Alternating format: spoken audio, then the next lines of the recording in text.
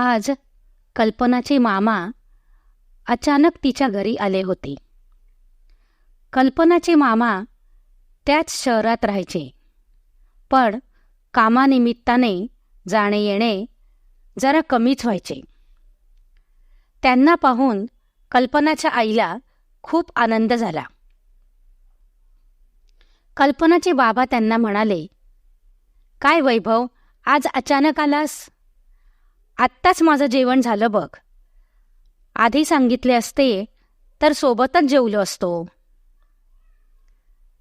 इथे जवळच काम होते मला, एका मित्राच्या घरी. तेव्हा कळलं की ते त्यांच्या भाच्यासाठी स्थळं बघत आहेत. आपण सुद्धा आपल्या कल्पनासाठी स्थळं बघत आहोत. म्हणून म्हटलं, एकदा पाहण्याचा कार्यक्रम झाला तर बरंच आहे. आणि योगायोगाने आज तो त्यांच्या घरी आलेला आहे," मामा म्हणाले. "पण आजच्या आजच थोडी घाई नाही का होणार पाहण्याची?" आई म्हणाली. "मी त्याला बघितलं तेव्हाच मला तो आवडला. चांगली नोकरी आहे आणि मेहनती पण खूप आहे. आत्मविश्वास तर अगदी ओसंडून वाहतो चेहऱ्यावरून. मला तर खूप चांगला वाटला मुलगा. म्हटलं, आजच जर त्यांना बोलावलं तर बरं होईल. अनायासे मी पण इथेच आहे. स्थळाला होकार द्यायचा की नकार हे नंतर ठरव. आधी मुलगा पाहायला काय हरकत आहे?" मामा म्हणाले. "बरोबर आहे, बोलावून घे त्यांना. पाहून तरी घेऊ," बाबा म्हणाले. बाबांचे बोलणे आतमध्ये बसलेल्या कल्पनाने ऐकले होते. आई रूममध्ये येऊन तिला म्हणाली, "कल्पना, आज कुठेच बाहेर जाऊ नकोस. आज तुला पाहायला घरी पाहुणे येणार आहेत. मला नाही बघायचा हा मुलगा. आधी त्याची नीट चौकशी करा म्हणावं आणि मग बोलवा. आणि मला कसा मुलगा हवाय ते मी आधीच सांगितलं आहे ना. मग असं अचानक का ठरवता तुम्ही?" कल्पना म्हणाली. "हे बघ, मामाने स्वतः बघितलंय मुलाला आणि फक्त एकदा पाहून घेऊयात तो म्हणतोय म्हणून. पाहायला काय हरकत आहे? तुला आवडला नाही तर तू तसं सांग आम्हाला," आई म्हणाली. शेवटी रागा करतच कल्पना जागेवरून उठली आणि आईला थोडी मदत करू लागली. त्यानंतर तिच्या आईने तिला छानशी साडी नेसायला दिली. कल्पना तयार होईपर्यंत पाहुणे आलेसुद्धा होते. मामांचे मित्र आणि त्यांचा भाचा दोघेच आले होते. जुजबी बोलणे झाल्यावर कल्पनाला बोलावणे आले. कल्पना हातात चहाचा ट्रे घेऊन आली. सगळ्यांना चहा दिला आणि समोरच्या खुर्चीवर ती जाऊन बसली. गोऱ्या रंगाची आणि दिसायला सुंदर अशी कल्पना त्या पाहायला आलेल्या मुलाला, संजयला, पाहता क्षणीच आवडली. मामांच्या मित्राने कल्पनाला 1-2 प्रश्न विचारले. त्यानंतर कल्पनासुद्धा तिच्या रूममध्ये निघून गेली. नंतर हॉलमध्ये मोठ्यांच्या गोष्टी सुरू झाल्या आणि कल्पनाला त्यांचा आवाज तिच्या रूममध्ये स्पष्ट ऐकायला येत होता. कल्पनाच्या वडिलांनी संजयला त्याच्या होणाऱ्या बायकोकडून काय अपेक्षा आहेत ते विचारल्यावर संजय म्हणाला, "माझ्या काही फारशा अपेक्षा नाहीत. फक्त बायको समजूतदार हवी आणि माझ्या आईशी मिळून मिसळून वागणारी हवी. माझे बाबा गेल्यावर माझ्या आईने मला मोठ्या कष्टाने मोठं केलंय. त्यामुळे माझ्या बायकोने आईचे मन जपावे अशीच माझी इच्छा आहे," संजय म्हणाला. त्यानंतर थोड्या वेळाने ते पाहुणे निघून गेले. मामाला काही काम असल्याने ते सुद्धा त्यांच्यासोबतच निघून गेले. ते गेल्यावर कल्पनाची आई तिच्या बाबांना म्हणाली, "बघितलं ना, मुलगा किती कष्टाने इथवर पोचलाय. हा नक्कीच भविष्यात काहीतरी मोठं करून दाखवेल. होत करू मुलगा आहे. विचार करायला काही हरकत नाही," आई म्हणाली. त्यावर बाबांनी सुद्धा मान डोलावली. नंतर आई कल्पनाला म्हणाली, "काय मग कल्पना, कसा वाटला मुलगा?" त्यावर कल्पना म्हणाली, "मला नाही लग्न करायचं त्याच्याशी. नोकरी पण साधीच आहे त्याची.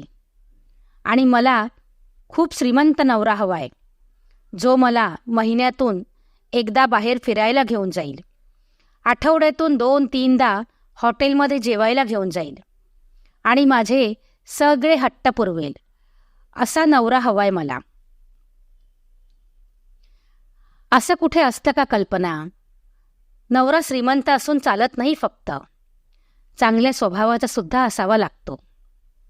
आणि तुझ्या मनाप्रमाणे कुठे मिळेल असं स्थळ? बाईचा जन्म म्हटला की घरच्या जबाबदाऱ्या आल्याच. असं नुसतं बाहेर खायला आणि महिन्यातून एकदा फिरायला कुणी लग्न करतं का? आई म्हणाली. "मिळेल ग आई, ते टीव्हीत नसतात का? त्यांना घरी काहीच काम करावं लागत नाही. नुसते चांगले कपडे घालून फिरतात त्या." कल्पना म्हणाली. "अगं, ते काही खरं नसतं आणि तुलाही कळायला हवं आता.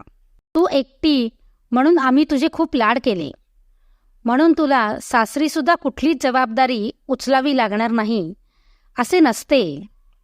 बाई माणसाने जे मिळेल त्यातच नेटका संसार करावा. आणि तो मुलगा पण चांगला वाटला ग आम्हाला," आई म्हणाली. "काही चांगला नव्हता, त्याला फक्त घरकाम करणारी एक मोलकरीण हवी आहे.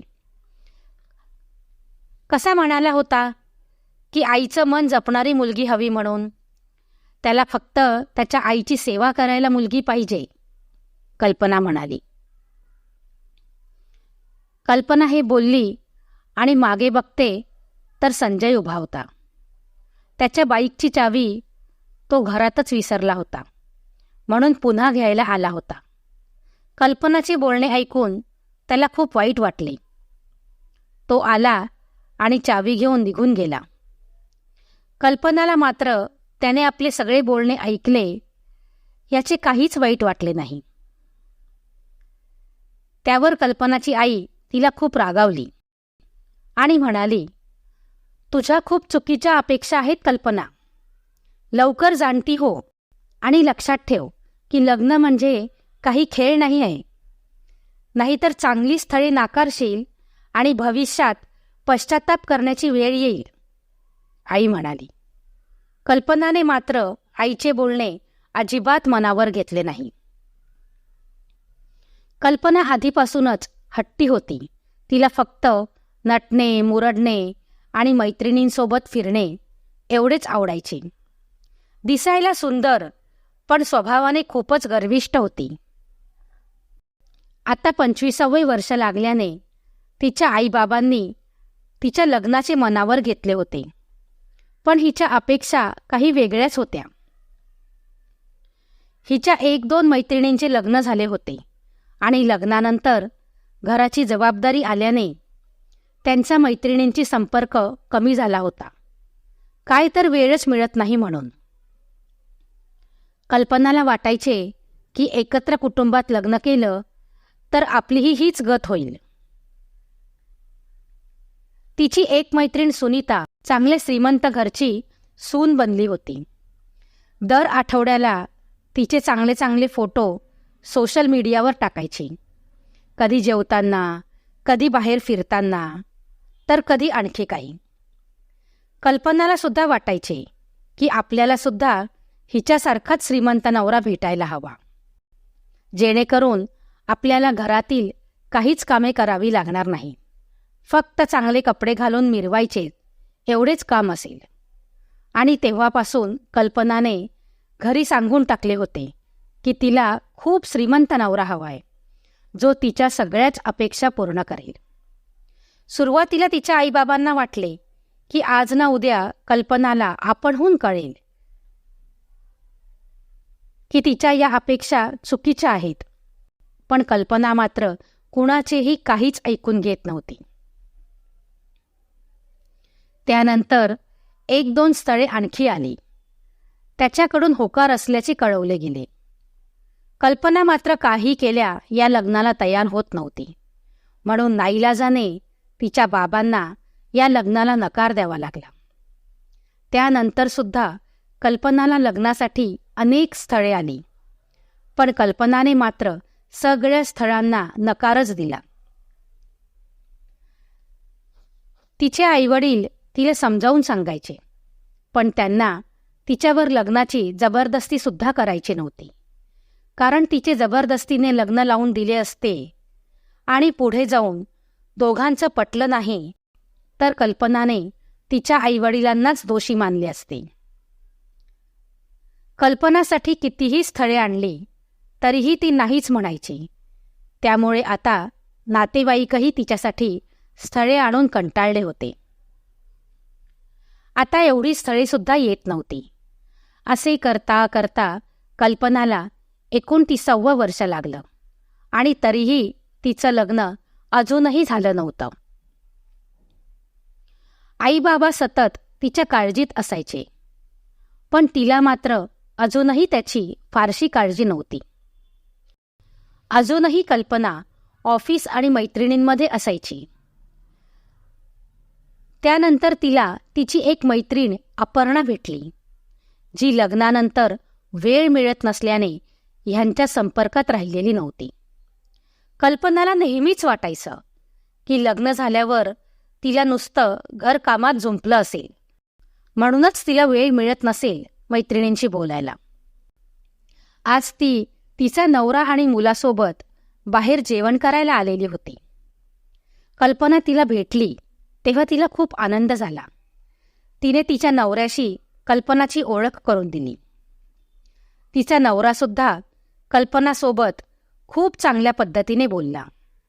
तिचा मुलगासुद्धा तिला बोबड्या बोलीत मावशी मावशी म्हणत होता. अपर्णा खूप आनंदात दिसत होती. तिच्या चेहऱ्यावरून आनंद अगदी ओसंडून वाहत होता. कल्पनाला नवल वाटलं. तिने विचार केला होता की अपर्णाला घरातील कामांपासून वेळ मिळत नसल्याने ती कोणाच्याही जास्त संपर्कात नसेल.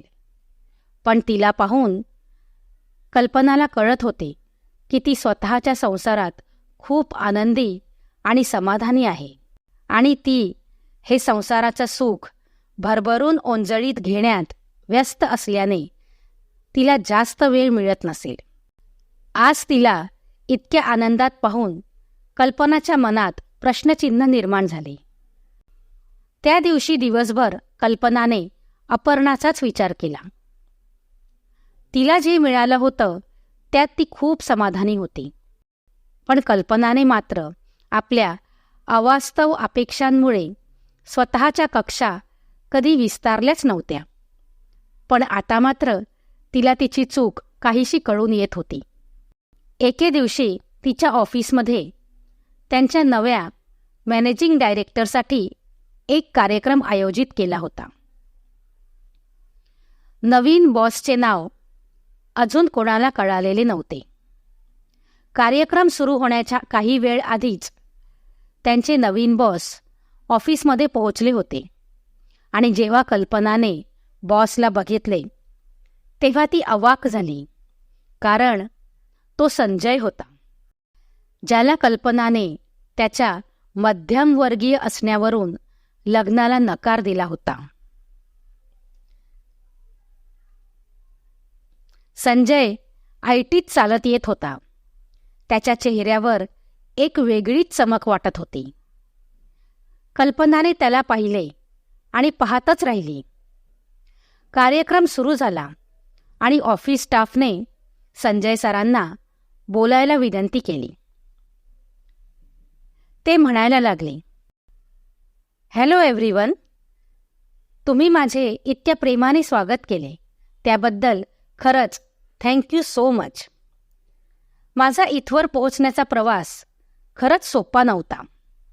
मी देखील तुमच्यासारखाच स्ट्रगल केलाय आधी, पण मेहनत करत गेलो आणि बरंच काही अचीव केलं.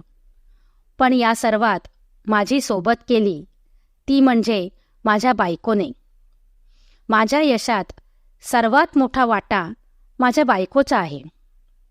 तिने मला माझ्या संघर्षाच्या दिवसात मोलाची साथ दिली. तिने कधीच मला घराची जबाबदारी जाणवू दिली नाही. सर्व काही समर्थपणे सांभाळले. म्हणूनच तिच्या भरोशावर घराची जबाबदारी टाकून मी निश्चिंतपणे माझ्या कामात लक्ष देऊ शकलो. म्हणून मी आवर्जून तिचे आभार मानत असतो, संजय म्हणाला. आता मात्र कल्पनाला तिच्या वागण्याचा खूप पश्चाताप झाला.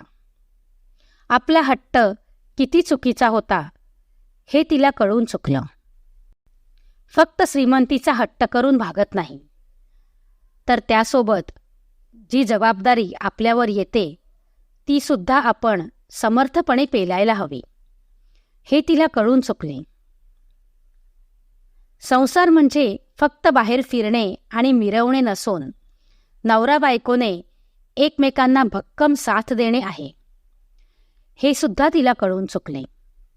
त्या दिवशी जेव्हा ती संध्याकाळी घरी गेली तेव्हा तिची आई तिच्या जवळ आली आणि म्हणाली, कल्पना, मला माहीत आहे की तू काही ऐकणार नाहीस, पण मी तुझी आई आहे म्हणून तुला समजावून सांगणे माझे काम आहे. आज तुझ्या बाबांच्या मित्राने तुझ्यासाठी एक स्थळ आणले आहे. मुलगा चांगली नोकरी करतो. घरी तो, त्याचे आईबाबा आणि लहान भाऊ असतो. मुलगा चांगला आहे, फक्त तू मनावर घे आणि तुझा तो श्रीमंत नवरा हवा हा हट्ट सोडून दे, आई म्हणाली. त्यावर कल्पना म्हणाली, मला मान्य आहे आई. तुम्ही जो मुलगा माझ्यासाठी पसंत कराल त्याच्यासोबत लग्न करायला मी तयार आहे. पाहुणे कधी येणार आहेत त्याची फक्त मला कल्पना दे, म्हणजे मला ऑफिसमधून सुट्टी घेता येईल. कल्पनाकडून होकाराची अपेक्षा नसलेल्या तिच्या आईला मात्र तिचा होकार ऐकून आश्चर्य वाटले. कल्पनामध्ये अचानक हा बदल झाल्याचे पाहून आईला आनंदच झाला. आई त्या आनंदातच तिच्या बाबांना हे सांगायला गेली.